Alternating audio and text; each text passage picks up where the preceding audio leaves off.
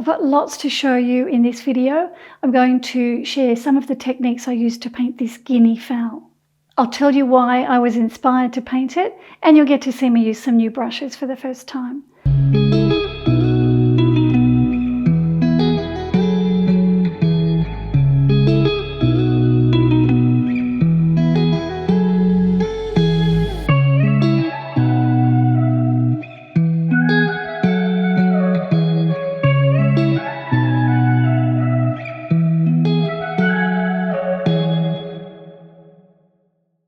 If you're new here, make sure you subscribe because I'd hate you to miss out on all the fantastic painting tips that I include in my weekly tutorials. Okay, this guinea fowl. Why did I choose to paint such an unusual looking bird? Well, because it caught my attention. I teach other people to paint, and I am asked all the time to paint lots of different subjects. Subjects that maybe I'm not particularly interested in painting. Sometimes I give them a go, and what I've found is more often than not, the painting I do ends up being a bit underwhelming. And I know that's because my enthusiasm for the subject matter wasn't there. And that is so important when you paint. Always try to choose subjects that inspire you, subjects that you're attracted to, and then ask yourself, what is it that is attracting me to the subject? And then paint that, whatever that is. For me, with this bird, I loved the interesting texture on the neck and the vibrant red around the beak. And that beautiful big eye really grabbed my attention as well. Not to mention the long, thin black feathers on the back of the neck. The task that I set myself with this painting was to capture and exaggerate those elements that interested me.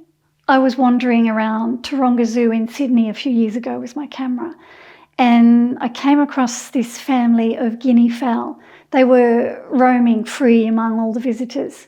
I took a few photos of them and I stored them away for future reference. This is the photo that I used. It's not a good photo, but I was able to get what I needed from it. When I paint, I try to always depict my subject in a realistic way, but my aim is to always be true to the medium. I like my paintings to look like a watercolor painting. I like to use the medium to show off its characteristics. I love the transparency and the blooms and the runs, and I love it when the paint surprises me.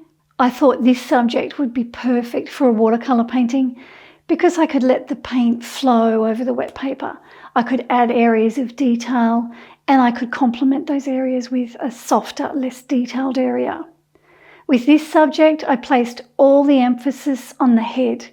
I loosely washed in the body, and I included some textural dry brushing at the bottom. I also tried out these brushes by Da Vinci for the first time. These are Da Vinci Coloneo brushes.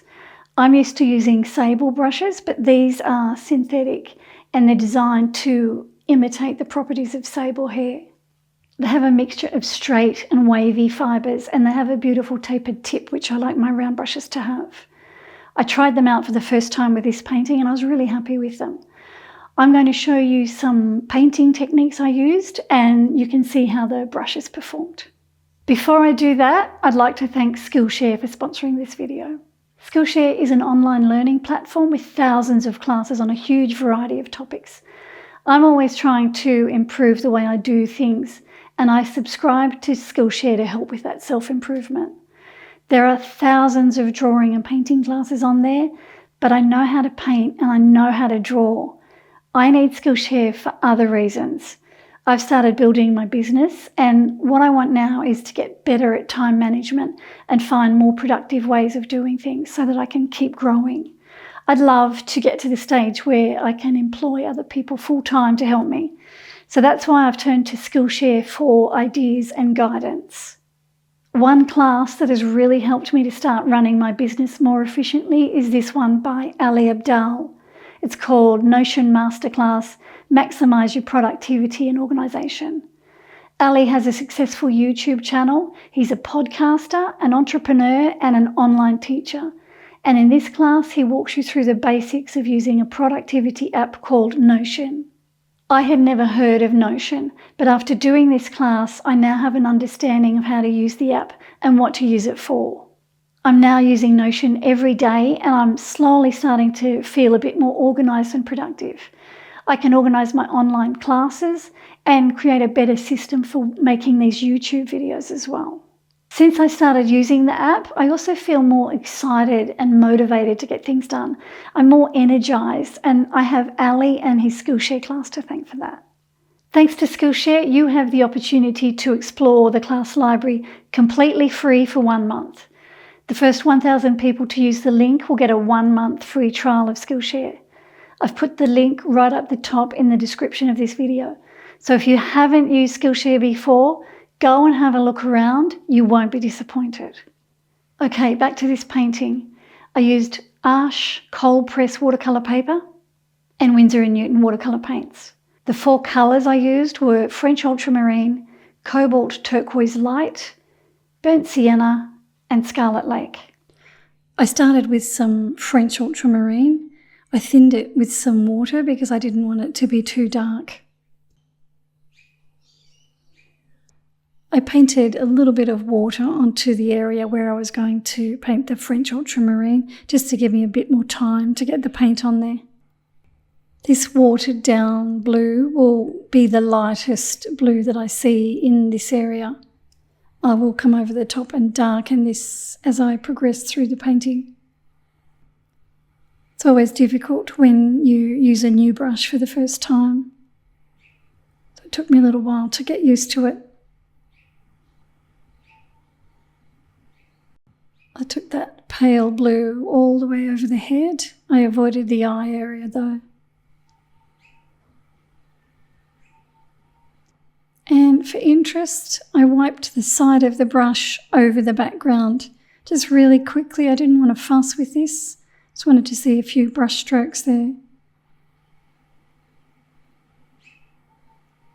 And for interest, I dropped in a bit of cobalt turquoise light. This colour was on my palette from last week when I painted the tiger, so I thought I might as well use some of it. And that needs to dry now before I move on. For the feathers on the body, I wanted a loose, softer area down here that would complement the detailed areas of the head. I wanted to give a fuzzy, soft look to the feathers, so I wet the paper where the feathers will sit, but I also wet the background around the feathers. So when I put the paint on, it will bleed over the wet paper and give me those beautiful soft edges that I want. I mixed some grey from French ultramarine and burnt sienna, and I started to paint that on. When I wet the paper, I didn't take the water all the way down to the bottom of the painting. I wanted to leave some dry paper down there so that I could do some dry brushing at the base. So here I'm using the side of the brush and I'm brushing it over the paper that's dry to create those broken edges at the bottom. I also dropped in a bit of burnt sienna here and there to create a few warm areas. I used some black that I mixed from French ultramarine and burnt sienna, and before that layer was dry, I painted that up the top near the neck, just to deepen the colour up there near the head. Paint's a bit thicker here, so it's not going to move as far. I also painted a few little flicky feathers off the side as well.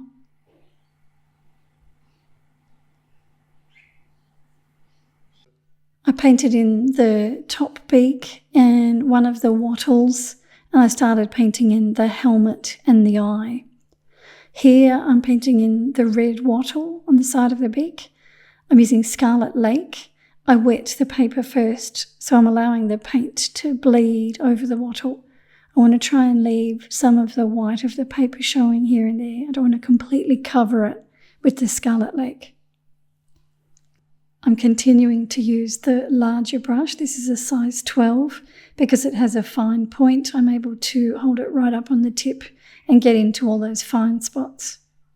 I also picked up a bit of burnt sienna here for variation.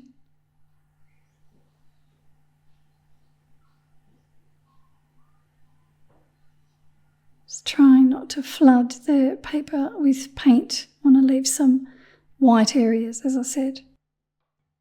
And then for that reason of not wanting to flood the paper with paint, I used the liner brush to drop a bit of burnt sienna in as well up here.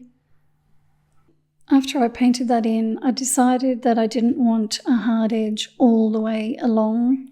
So I got my other brush, damp with some water, and I softened some of those edges. The paint bled a little onto the blue skin area, but that didn't bother me.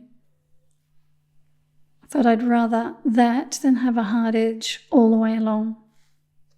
Okay, let's have a look at the eye now. I painted some masking fluid over the top of the highlights. I painted a wash of soft grey over that when it was dry, and I dropped in a bit of the cobalt turquoise light to create that blue area.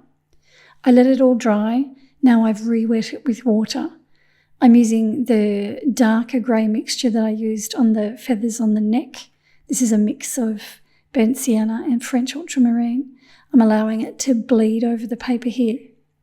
When I wet the paper, I didn't wet that blue highlight down at the bottom that looks like a moon shape.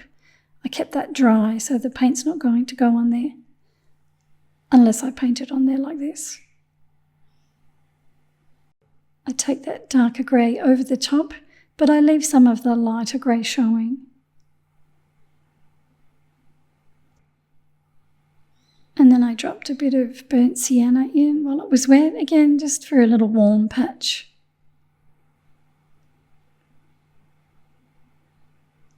I mixed some black from French ultramarine and burnt sienna.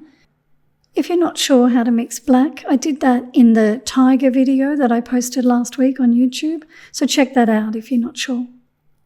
So here I'm painting the black onto the eye. It's still wet, it hasn't dried. So I'm creating a few darker areas now.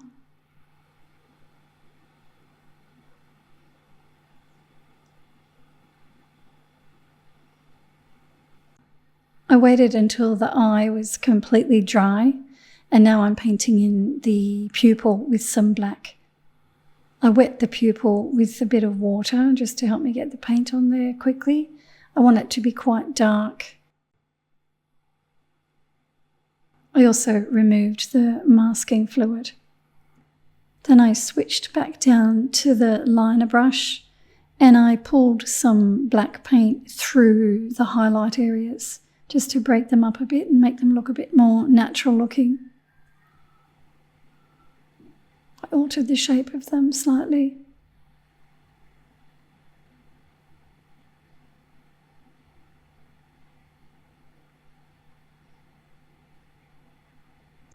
And then I painted in that area in front of the eye where the skin is.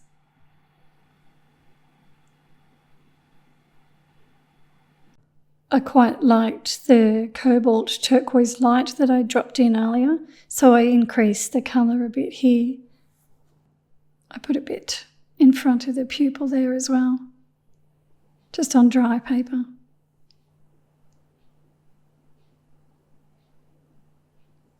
The eye was one of the things I was attracted to when I decided to paint the bird.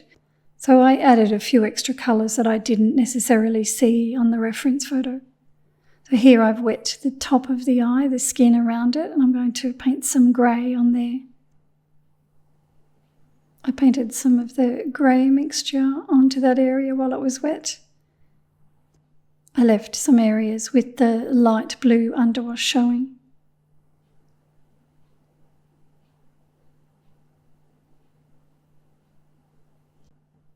And I painted some burnt sienna on there too while it was wet.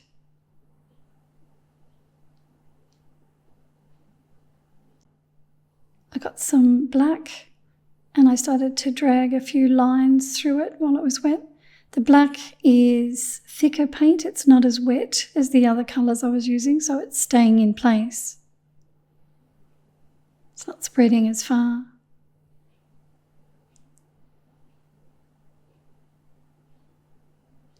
I did the same thing down the bottom. I wet that area of skin with water down to my pencil line. I got some of the grey mixture and I painted that on while it was wet.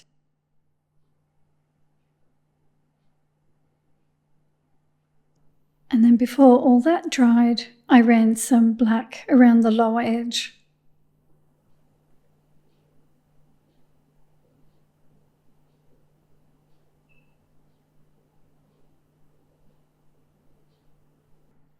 I wet the area above the eye with a bit of water because I wanted to paint some more French ultramarine up there. I wet a larger area than where the paint will sit to ensure that the paint edges remain soft. I don't want the paint to drift all the way to the edge of the water, creating a hard line. This is French ultramarine now. Just allow it to bleed over the paper.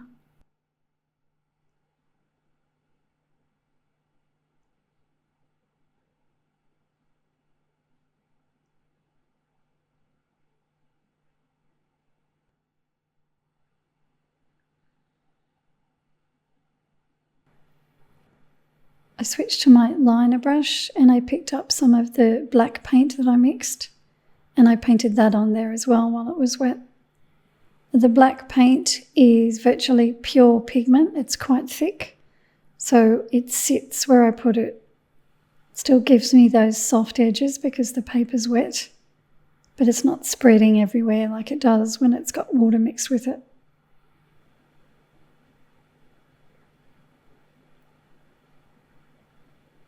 Hopefully I can draw attention to the eye with this dark colour. I don't paint in everything I see on the reference photo, just those things that I think I need. I also wet this area underneath the eye with a bit of water, and I painted some black on there to create a few wrinkles there.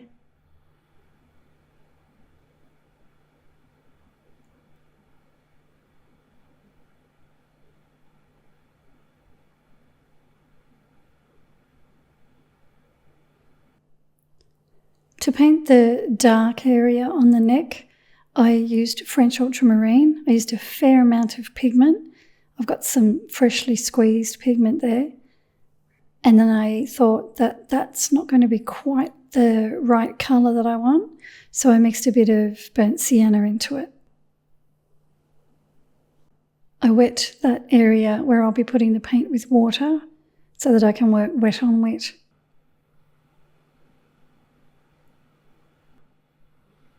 With this area here, I wanted to leave a little bit of the lighter wash showing, so I didn't want to completely cover it with this darker colour. I wanted an uneven mottled wash here.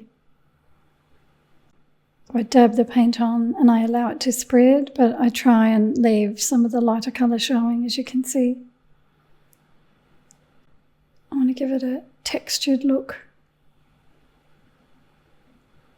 So far I'm quite happy with the brushes.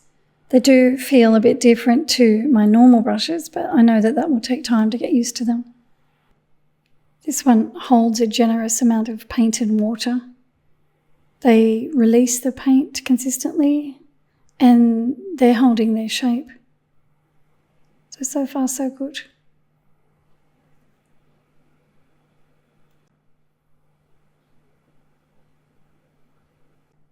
Then I switched to the smaller brush to create a few round marks here and there. I got that darker area in and then I wet the rest of the neck with some water. I used this same blue mixture of French ultramarine with a little bit of burnt sienna in it, but it's not as dark here. And then I got a bit of black as well. Then I switched to the liner brush and I created a few extra marks with the black and also the blue. Trying to get a few directional strokes in there, pointing up to the head.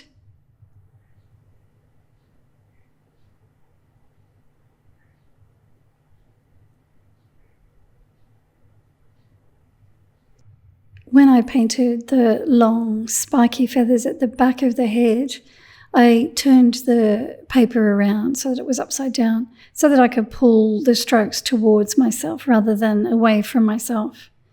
I wanted them to have a tapered point, so it's easier to do it when you pull a stroke towards yourself. I'm using my Borchiani Benazzi rigger brush here. It's really long and pointed, and I'm able to get those nice flicks on the end. So I push down and flick off, and that's on dry paper.